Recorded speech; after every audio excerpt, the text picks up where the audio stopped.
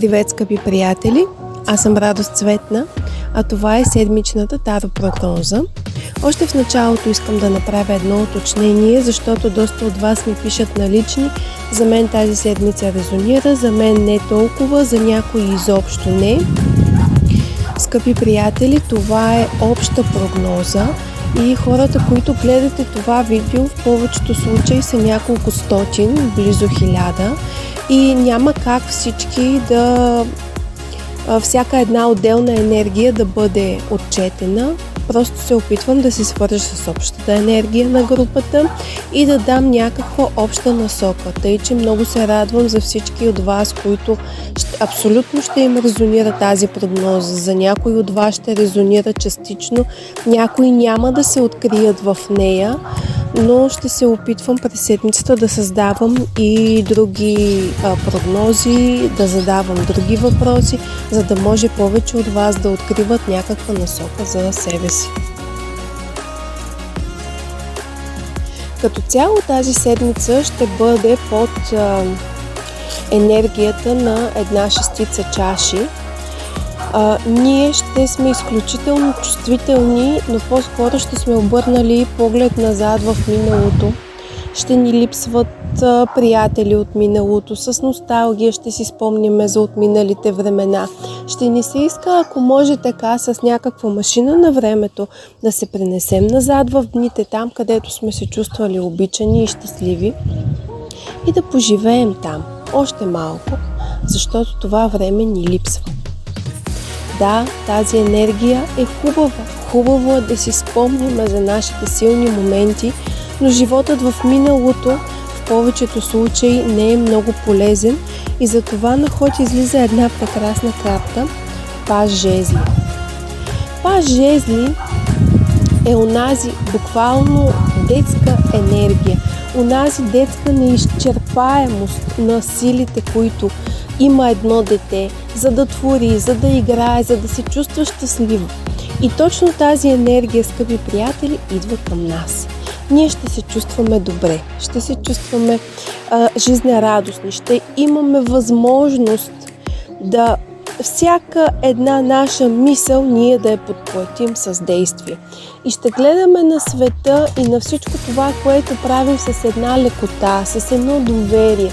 Както децата, тръгвайки да играят, те не мислят, че ще паднат и ще се ударят. Тръгвайки да рисуват, те не мислят какво биха казали другите за тяхната рисунка. Те просто се наслаждават на самия процес на правенето. И това е силата на тази седмица и на тази карта, и на днешния ден, също и на останалите 7. Това ще бъде нашата сила. Ще правим нещата така, както ги чувстваме, така, както енергията ни диктува, без да се осланяме какъв ще бъде крайният резултат и какво ще мислят другите за този крайен резултат. И накрая нашата седмица завършва с една много прекрасна карта, картата на умереността. И тя е от голямата аркана, т.е. всичко, което създадем тази седмица, ще ни даде една основа за устойчиво бъдеще в следващите няколко седмици, дори и няколко месеца. Ще успеем да намерим този фин баланс между това да си спомняме хубавите моменти и това да творим сегашния момент такъв, какъвто го диктува сърцето ни. Когато разцепих картите, излезе Паж мечове. Това е една прекрасна енергия. Енергията на ученето. Енергията на мисълта. Там, където ние ще развихрим своята мисъл.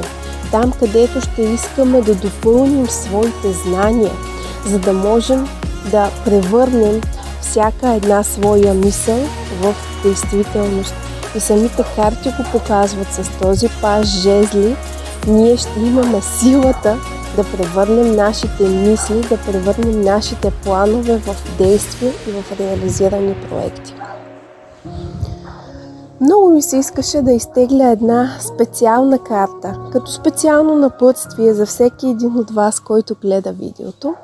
И това излезе карта Силата.